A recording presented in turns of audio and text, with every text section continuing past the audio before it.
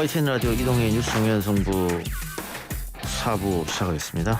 매주 화요일 스튜디오를 법정으로 순간이동시켜주는 박장대소 시간입니다.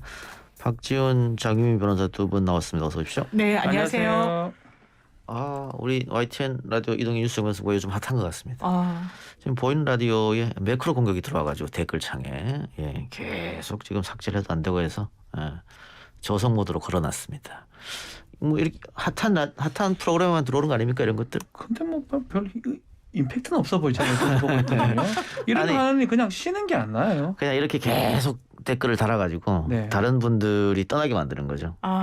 참여를 못하게. 참여를 못하게. 이게 뭐라고 참. 네, 그렇습니다. 한 어쨌든 번입니다. 잡아서 이런 것들도 업무 방해가 되거든요. 그렇죠. 사실은. 업무 방해 되죠. 잡힐 줄 이게 참 혹시나 보고 계시면 요거 업무 방해 될 수가 있습니다. 참 알겠습니다. 답답한 인간입니다. 자, 오늘 어떤 얘기부터 해볼까요? 오늘 오전에 손준성 검사가 공수처에 출석을 했는데 수사를 시작한 지 며칠 만일까요? 정확하게 말하면 수사가 9월달에 시작이 됐습니다. 이 고발 사주 의혹 관련된 사건인데 시작한 지 55일 만에 이제 조사가 됐고요. 사실은 가장 중요한 인물이죠. 뭐 윤석열 총장 얘기도 하지만 사실은 손준성 검사가 이것을 했느냐 아니냐에 따라서 달라지기 때문에 뭐 가장 중요한 지금 이 피의자가 지금 조사가 된 거고, 주요 혐의는 직권남용 권리행사 방해죄, 제3자한테 뭐 이렇게 고발장을 쓰게 해서 이렇게 돌리게 했던 것, 또 공무상 비밀 누설, 개인정보보호 위반, 그리고 공직선거법상 선거 방해 등으로 지금 입건이 됐고 조사를 받았습니다. 그 초기에 2일이나 4일날 자기가 출석하겠다 이렇게 했다가 구속영장이 청구된 건데 그 2일날 나왔네요, 진짜로. 그렇습니다. 그래요. 자, 그런데 중요한 것은 공수처가 손준성 검사를 불러서 뭐 어떤 조사를 하느냐, 혐의를 과연 입증할 수 있겠느냐.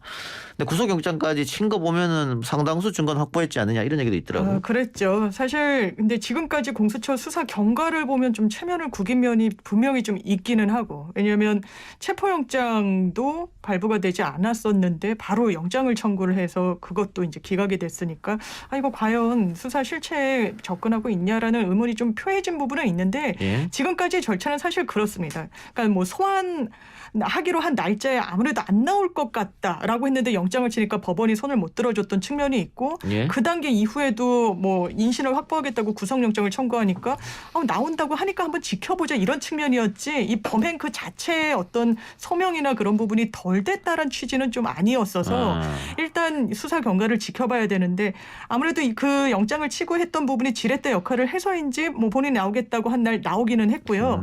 지금 조사는 그렇습니다. 일단 김웅에서 조성은 씨, 김웅 의원한테서 조성은 씨한테 넘어간 그 부분은 조작되지 않았고, 손준성 보냄이라는 것도 이 텔레그램 속에 본인 그 프로필 그리고 실제로 이 건너간 내역을 다 맞춰보면 이건 위조된 부분이 없다라고 하는데, 지금 공수처가 밝혀내야 될 핵심 부분은 지금 손준성 검사의 어떤 해명 내용은 이렇습니다. 그러니까 여러 민원 서류들을 그 당시에 굉장히 산발적으로 내가 받아서 그걸 기계적으로 그냥 넘긴 거다. 그래서 나는 그걸 김웅 의원한테 넘긴 것도 아니고 뭐 여러 사람 경로를 거쳐서 어떻게 확보했는지는 모르겠지만 내가 뭐 주도적으로 국민의힘 쪽에 뭘 고발 사주를 하려고 했던 의도는 아니었던 거다라고 하는데, 사실 텔레그램 구동되는 원리가 처음 이 메시지를 갖고 있던 사람 것을 전달하게 되면 이 처음 보낸 사람 이름이 뜨는 건 맞거든요. 그러니까 손준성에서 건너서 제3자를 경유해서 조성은 씨한테까지 넘어갔다고 하더라도 이 맥락이 설명될 수 있는 부분은 있는데, 지금 고발장만 보낸 게 아니라 뭐 판결문도 보내고 거기에 뭔가 설명을 덧붙였던 내역도 지금 공수처가 확보하고 있다는 겁니다. 그렇다면 이게 김웅 의원한테 당시에 보내지 않은 거라고 과연 그 주장을 계속해서 관철할 수 있을까? 이 부분도 좀 지켜봐야 될 포인트인 것 같습니다. 독특하죠. 주장이 이런 거거든요. 고소 고발장을 이제 검사다 보니까 많이 봤는데 반송시키는데 그 반송시키는 게 임의로 왔다리 갔다리 해가지고 김웅한테 갔다라는 취지예요. 뭐 그런 말이 됩니까? 그리고 누가 만약에 자기 앞에서 조사받으러 와가지고 그런 얘기하면 그걸 누가 납득하겠습니까? 사실은 0.0001%도 안 되는 얘기를 지금 한 거거든요. 그래서 뭐 말은 그렇게 하지만 그거를 믿거나 그게 뭐 맞다고 얘기할 사람은 저는 없다고 생각이 듭니다. 게다가 그 특정 인물을 찍으면서 이 사람이 언론에서 나오는 그 사람이다라고 보냈는데 그렇습니다. 그럼 그 이야기는 그 말이 안 됩니다. 이 논리랑은 또 안 맞잖아요. 안 맞죠. 네네. 그래서 변명이에요. 그냥 되는 대로 그 부분만 변명한 걸로 보이고 뭐 공수처가 그런 부분까지 다 감안해서 조사를 그렇겠죠. 진행할 거고요. 예. 변명을 한다면 오히려 이런 것도 자꾸 변명을 하면 증거인멸이라고 봐야 돼요. 사실은 재구속영장 같은 것도 아마 공수 입장에서는 고려할 수도 있을 것 같아요. 근데 뭐 최근 들어서 여러 가지 사건 때문에 그 대한민국 검찰한테 많이 실망했다, 검사들한테 그런 분들이 많은데 다른 사람도 아니고 국가 공무원들이지 않습니까? 그렇죠. 국민들의 세금을 가지고 녹을 먹는. 그리고 수사의 주체였고. 그런데 이 사람들이 수사에 협조 요청해서 비밀번호 내라 그러면 내지 않고 핸드폰은 하는 한시에 3명이 동시에 잊어버리고 그리고 핸드폰 교체했다 그러고 이렇게 누가 봐도 거짓말을 그냥 수사 받으면서 하고 이게 너무 실망스럽다. 그러니까 수사 전문가니까 수사의 맹점 또한 본인들이 너무나 스스로 잘 아는 겁니다. 그러니까 검찰이 사실 수사하기 어려우니까 엄청 자백을 압박하고 그거를 동인으로 해가지고 뭐 별건 수사도 하고 지렛대로 삼아서 수사를 강압적으로 하는데 이런 어떤 수순과 생리를 너무 잘 아니까 검찰에 협조하지 않으면 실체에 접근하지 못하는 게 또 지금 검찰의 한계구나라는 걸 알기 때문에 협조하지 않고 진실을 이야기하지 않고 소환에도 불응해서 거의 한 2달째 되니까 영장까지 청구를 하니까 나오고 있고 그렇다면 피의자가 된 신분의 사람들이 과연 검찰을 믿고 진실을 파헤쳐 줄 거라고 생각해서 수사에 협조할 것이냐 다 수사에 협조하지 않는 방향으로 검찰을 반면교사 삼아서 아마 움직일 겁니다. 그렇다면 이렇게 중요도가 큰 사건에 있어서는 본인의 어떤 신분의 엄중함과 사건의 영향력 같은 걸 생각해서 협조하고 있는 그대로 말하는 게 맞는 방향 아닌가. 앞으로 뭐 사실은 수사가 할 때 방해할 수 있는 방법 아니면 협조하지 않는 방법이 2가지 같아요. 예. 가장 중요한 거는 출석하지 않고요. 부르면 영장 떨어질 때까지. 그리고 잡혔거나 영장이 떨어졌다 하더라도 휴대전화를 버리거나 비밀번호 알려주지 않는 것. 그러면 뭐 아무것도 못 하거든요. 근데 이제껏 일반 국민들은 그렇게 하지 않았단 말이에요. 뭐 했던 사람도 있겠지만 대부분은 따랐거나 아니면 그게 피의자든 뭐 아니든 간에 그러니까 그런 측면에서 지금 상당히 저는 안 좋다는 거예요. 뭐 자신의 개인 방어권 행사 이런 얘기 할 수는 있습니다. 그렇지만 앞으로 뭐 조사를 하게 되면 저는 그렇게 얘기하고 싶어요. 그럼 검사만큼만 해라. 뭐하러 휴대전화를 비밀번호 알려주냐. 숨겨라. 버려라. 그런 얘기 할 수밖에 없는 상황이기 때문에 이 손준성 검사의 지금 이 행동도 타당하지 않다라는 그렇죠. 생각이 자꾸 듭니다. 뭐 국가기관에서 어쨌든 수사를 하는 거니까 적극 협조해야 되지 않느냐.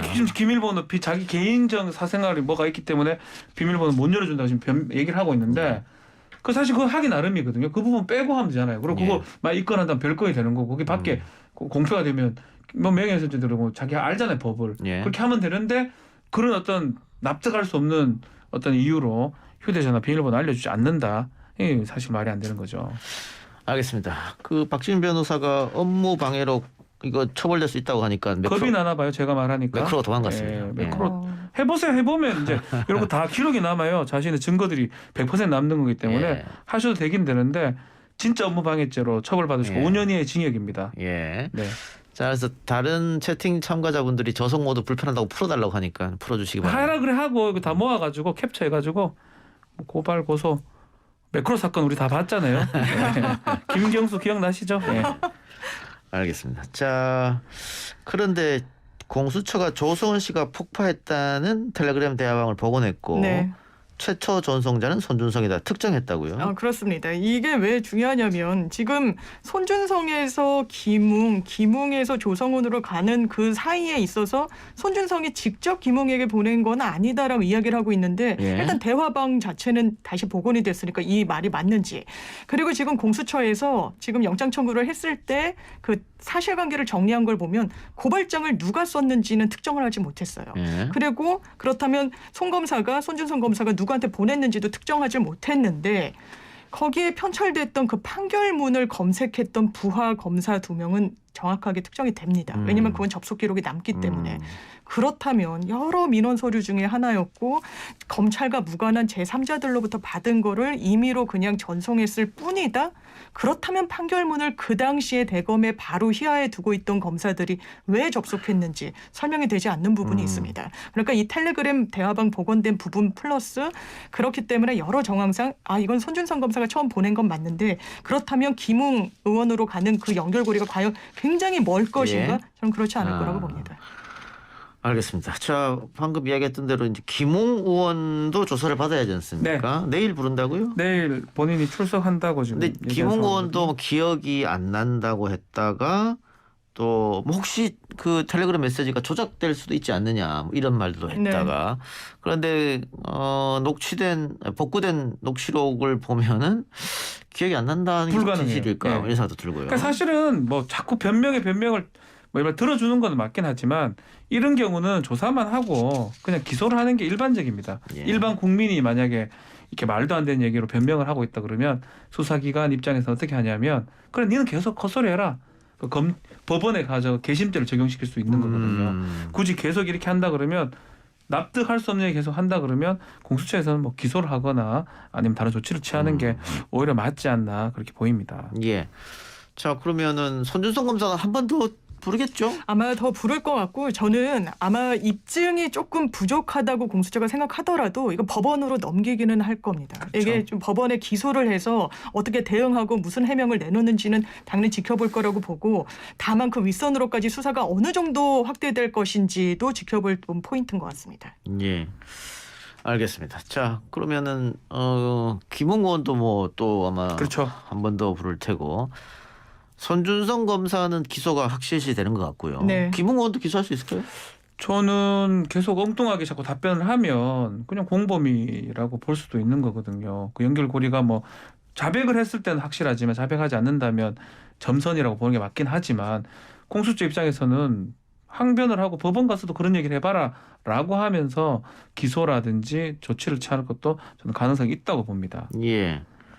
앞으로 이 수사는 어떻게 될 것 같습니까? 두 분? 저는 조사는 뭐 거의 끝났다고 봅니다. 예. 더 할 것도 없었는데 하도 안 나오는 바람에 55일을 끌게 된 거거든요. 실제로 증거가 너무나 확실합니다. 그 SNS 그 자료 같은 것들이 뭐 사실 그거로 물증보다 더 중요한 자료들은 없을 것 같고요. 예. 또 공익 제보자의 진술하고 또 나머지 사람들 조사는 이미 끝났거든요. 그렇기 때문에 뭐 기소 가는 거는 뭐 큰 문제가 없다. 판단이 듭니다. 다만 이제 윤석열 총장 부분이겠죠. 그 부분 때문에 휴대전화를 안 알려주는 것 같아요. 제가 봤을 때는 그 부분을 이제 본인이 지키기 위해서 뭐 자신의 개인 정보 때문에 못 알려준다고 얘기하는 것처럼 보이는데 뭐 만약 그렇다면 뭐 본인만 처벌받게 되는 상황이 되겠죠. 네, 사실 공수처에서 그 손준성 검사한테 소환을 압박하면서 문자를 보냈었습니다. 지금 국민의힘 대선 주자 경선 일정 때문에 빨리 나와 주시기를 좀 간청한다라고 했는데 그 내부 기류는 아마 국민의힘 대선 일정이 확정이 돼서 대선 후보가 정해지면 이 수사가 뭔가 동력을 잃을 것이다라고 생각을 하고 있는 것 같고 실제로 본인들은 정치적인 의도가 없다라고 하더라도 외부에서 굉장히 많은 어떤 의혹의 시선이 있을 겁니다. 따가운 시선을 거둘 수 없을 거기 때문에 빨리 이 손준성 검사를 기소하지 않으면 더는 수사가 진척되기가 어려울 거고 윤석열 총장 당연히 이 수사의 어떤 수순상 그렇다면 누가 시켰는지 누구의 지시를 받았는지 왜 이런 행위를 했는지를 밝혀야 되는데 사실상 이 부분과 관련해서는 대선 시계가 돌아가면서 수사에 탄력을 받기는 어렵지 않을까 이런 생각을 해봅니다. 알겠습니다. 좀 지켜보도록 하고요. 지난해 3월 대검에서 당시 윤석열 검찰총장의 장모 최 씨와 관련된 내부 정보를 검찰 밖으로 유출했다 이런 내용이 또 이야기됐는데 어떤 내용이죠? 또 문제죠. 또 똑같은 기관입니다. 수사정보정책관실에서 지금 했던 그거요. 이 당시 장모 최 씨 관련해서 도천동 부동산 사건을 하던 상황입니다. 그 관련해서 변호할 수 있는 어떤 내용들이 보고 문건 같은데 뭐 아마 대검에 작성된 문건인데 이게 장모 최 씨한테 흘러갔다라는 거. 담을 넘어가지고 검찰청 담을 넘어서 이게 이제 문제가 되는 거. 뭐 내부 보고는 가능할 수 있어요. 근데 밖에 넘어가가지고 그 사람이 변호하는 자료로 쓸 수 있는 것. 이 부분도 좀 문제가 되는 게 아니냐.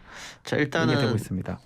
이 문제가 처음 언급됐을 때 그러면은 검찰을 사유한 거 아니냐 네. 총장이 왜 자기 장모 사건을 밑에 부하들한테 이거 한번 만들어봐라 시켜서 보고를 받느냐 했더니 검찰 내부에서는 원래 다 그렇게 한다 네, 이렇게 했단 언론 말이죠. 대응용이다. 예. 네.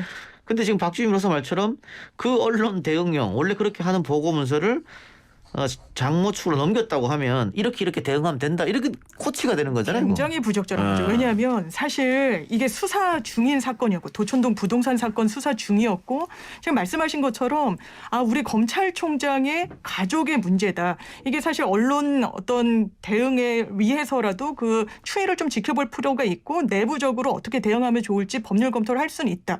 이 부분까지는 뭐 부적절하지만 그럴 수 있다라고 볼 수 있는데 문제는 이 법률 검토한 내용이 그 장모의 변호인 측으로 흘러갔다는 거 아니겠습니까? 왜 문제냐면 지금 수사기관이고 공권력을 행사할 수 있고 강제수사권을 행사할 수 있는 주체가 바로 검찰입니다. 그렇다면 내부 어떤 수사 정보에도 접근할 수 있는 기관이 검찰총장의 장모라는 그 개인을 위해서 만든 법률 문서를 실질적으로 활용될 수 있을 거라는 게 예상 가능한 상황에서 넘겼다. 예. 이거야말로 직권을 남용한 거고요. 본인들이 뭐 법률 검토를 할 수 있다는 내부 직권이 있다고 하더라도 이걸 외부에 넘기고 사실상 변호인으로 활동할 수 있는 그런 권한은 법적으로 부여받지 못했습니다. 저는 이걸 검찰을 사유한 부분을 넘어서 형사적으로도 더 좀 비난 가능성이 높은 행위라고 생각합니다. 왜 문제가 되냐면요. 예. 대검에서 이걸 만들어 넘겼잖아요. 예. 결국 조사는 어디서 합니까? 또 검찰에서 합니다. 그렇네요. 장난치는 거예요. 결국. 그 대검에서 만든 문건을 보고 지검에서 어떻게 조사를 합니까 제대로. 그러니까 사유화 측면도 문제지만 넘어갔다 다시 돌아오는 길에서 알죠. 결국은 처벌을 못하도록 만드는 결과가 되는 겁니다. 이렇게 대응하라고 논리를 제공하고 네. 그렇게 대응하면 검찰에서 봐주면 그만이니까. 그래서 검찰 고발 사주도 그걸 우리가 사실 언론에 잘 보도를 안 해주게 문제인데 네. 고발 사주도 사주가 문제지만 그래서 고발해서 오면 어떻게 할 겁니까? 당연히 처벌하죠. 엄격하게 더 엄하게. 그게 더 문제라는 거거든요. 그러니까 어떤 사건은 강력하게 처벌하고 어떤 사건은 봐준다. 네. 이게 말이 됩니까? 그게 안 돼. 그래서 이게 사유하고 검찰은 수사하고 기소만 해야 됩니다. 네. 검찰이 고발장 만들어서 돌리고 새로 받고 그렇게 하면서 이 검찰의 기본적 역할이 퇴색될 수 있다라는 거죠. 아니 두 분 말씀 들어보니까 엄청 문제가 있는 사건인 것 같은데 이게 형사처벌도 가능합니까? 어떤 형사처벌이 가능하죠? 저는 직권남용죄가 이건 분명히 된다라고 생각합니다. 손준성 검사 같은 경우에는 고발장을 넘길 직권이 있을까? 왜 사법농단 사건에서 법관들이 빠져나간 그 논리대로 위헌적이고 헌법에 반하지만 그런 직권 자체가 없었으니까 남의 재판부의 재판에 관여할 수 있는 직권은 없으니까 남용하지 않아서 무죄다라는 어떤 논리가 저는 손준성 검사 사건에서는 그나마 통용될 수 있을 거라고 보는데 이 건은 어쨌든 내부적으로 법률 검토를 할 수 있는 부분이고 근데 그것을 남용해서 넘겼다? 저는 형사처벌도 가능한 사안이 아닐까라고 전망해 봅니다. 형사처벌도 가능하다. 네. 예. 알겠습니다. 자 그리고 월성 원전 고발 사주 의혹에 대한 진상조사를 대검 시작했다고 하는데 이건 어떤 내용입니까? 이것도 좀 특이합니다. 이게 지난해 10월 달에 있었던 일인데 시간적 순서상 봤을 때는 10월 20일 날 감사원에서 원전 관련해서 조작 의혹 결과가 발표됩니다. 그 후 22일 날 바로 대검에 이런 자료를 송부를 합니다. 그 중간에 또 뭐 그날 국민의힘 또 고발하거든요. 이 어떤 시간 순서상 봤을 때는 이것도 똑같은 방식을 한 게 아니냐. 고발을 사주했던 게 아니냐라고 지금 김용민 더불어민주당 의원이 이 얘기를 이제 문제 제기를 했고요. 이것도 아마 조사가 좀 진행돼야 될 상황이 아닌가 이렇게 보입니다. 그러면 여당 입장은 결국은 이것도 검찰이 야당한테 고발해 주세요. 그럼 시간 관계상 이게 무슨 로봇 톱니바퀴 좀 탁탁탁탁탁 이루어진 거거든요. 우리가 이렇게 될 수가 알아서 없죠. 할게요. 이러는 거잖아요. 될 수가 없죠. 일이 될 수가 있습니까? 이게 그건 국민의힘은 왜 대전에다가 고발했을까요? 아무래도 이 월성 한수원 뭐 이렇게 기타 등등의 관할이 또 대전에 있기도 했고 그 당시에 또 여러 이해관계가 대전에서 진행되기를 원했던 부분도 있어서 이두봉이죠. 이두봉 검사장. 그래서 이런 여러 맥락을 또 고려해서 그랬던 게 아닌가라는 의혹이 지금 제기되고 있습니다. 야, 뭐 사실은 뭐 대전에 해도 되고요. 서울에 해도 되고요. 상관없어요. 그러니까요. 하기 나름이죠. 그리고 서울이 더 영향력이 큰데 당시 서울중앙지검장이나 뭐 남부지검장이나 보다는 대전지검장이 이두봉 검사입니다. 윤 전 총장의 측근입니까? 측근입니다. 뭐 그게 지금 사실은 알 수는 없지만 의심하지 않을 수 없는 상황이라는 거죠. 이게 고발사주 의혹이 드러났으니까 이것도 그렇죠. 이것도 똑같이 뭐 지금 패턴상이라면 또 비슷하게 수사정보정책관실은 어디서 그 자료를 주고 받고 해가지고 고발시키고 뭐 하고 또 대전지검으로 가게 만들고 했지 않나 이런 충분한 의혹이 되는 거죠. 예, 다음 사건으로 넘어가 보죠. 검찰이 유동규 전 성남도시개발공사 기획본부장을 배임 혐의로 추가 기소했는데 지난번에 배임 혐의를 빼가지고 국민의힘 의원들이 뭐 항의 방문하고 난리가 났었는데 이번에 다시 추가로 기소했습니다. 예, 사실 정해진 수순이 아니었나. 왜냐하면 배임으로 추가 기소를 하지 않으면 뭐 특검 여론도 상당히 더 힘을 받을 거고 해서 정해진 수순이었다라고 보고 그렇다면 이 배임의 실체가 어느 선까지 더 위로 올라갈 것인가 저는 좀 부정적으로 봅니다. 지금 검찰의 수사 의지와 능력에 대해서 굉장히 많은 비판이 있는데 전 특히 이 업무상 배임과 관련해서 이 들여다볼 실체가 어느 정도나 윤곽이 있는 사건인지 좀 의문인 부분이 있고 왜냐하면 이 배임이 되기 위해서는 두 가지 쟁점이 있습니다. 이익을 민간에 굉장히 많이 흘러넘치도록 일부러 계획을 했다. 두 번째 초과이익 환수 조항을 넣을 수 있었음에도 불구하고 넣지 않았다. 물론 이 부분과 관련해서 유동규 씨에게 흘러갔던 그 당시에 사장 직무 대행이고 했으니까 수상한 돈의 흐름 당연히 특혜, 대가성과 연결지어서 생각할 수밖에 없을 겁니다.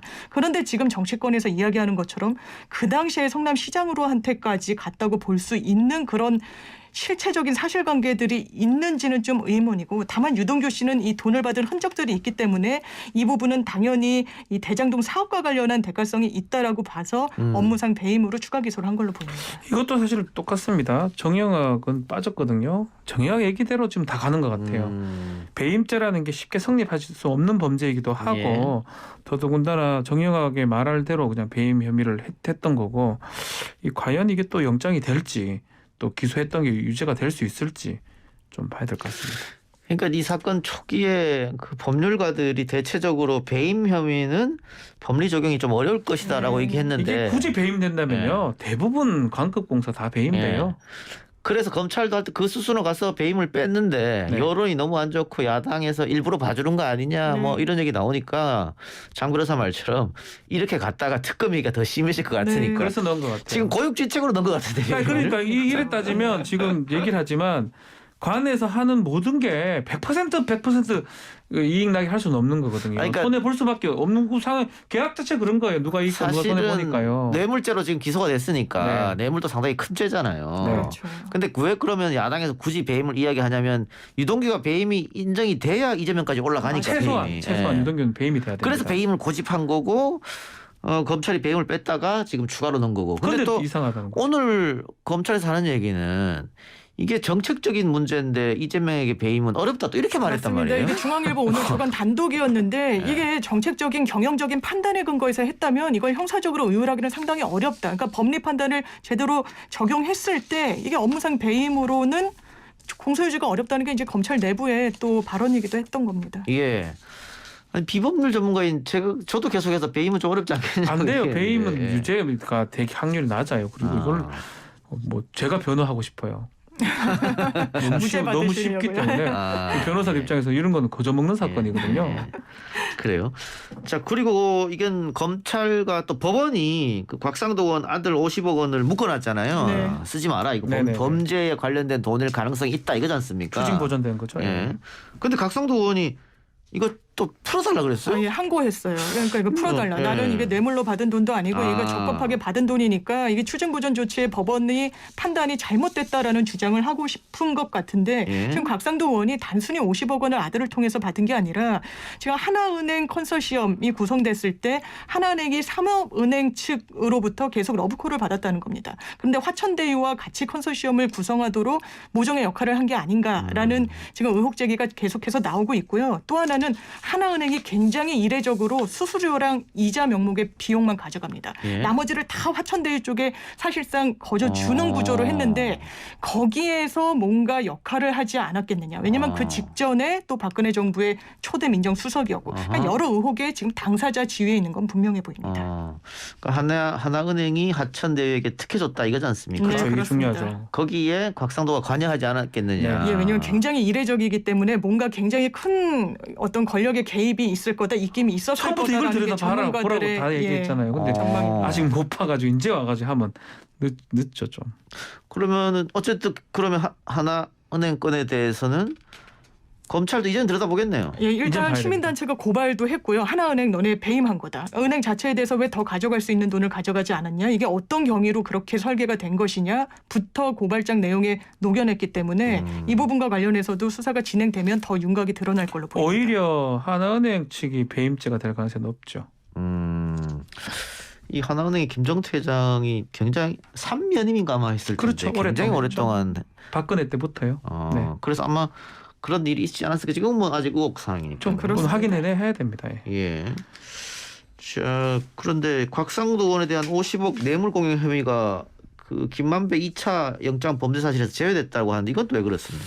예, 지금 수사를 좀 더 해야 된다고 하는 것 같아요. 좀 빨리 이거를 했었어야 되는데 아마 사실관계나 대가관계 이런 것들 아직 확인이 좀 덜 된 것 같아요. 그러다 보니까 추징 보조는 됐는데 영장에서 빠진 것 같습니다. 또 보니까 이게 또 묘하게 그 박근혜 정권 때 성균관대 출신들이 굉장히 잘 나갔었잖아요. 태평성대라고 했습니다. 예. 그 하나은행 김정태 회장도 성균관대 제가 출신이에요? 성대인 걸 알고 있어요. 그러면 곽상도도 성균관대. 여기 지금 김만배고 뭐 다 성대예요. 김만배도 성균관대. 예, 정민용인가 뭐 성대고. 거기도 성균관대. 남욱도 성대고요. 남욱 서강대. 아 죄송합니다. 죄송합니다. 아 그렇군요. 알겠습니다. 또 대학의 연줄로 학연으로 이어진 거 아니냐 이런 의심도 살 수 있다 이 말이죠. 두 말씀 오늘 여기까지 듣고 수사는 계속 지켜보겠습니다. 지금까지 장현미, 박지훈 변호사와 함께했습니다. 수고했습니다. 네, 감사합니다.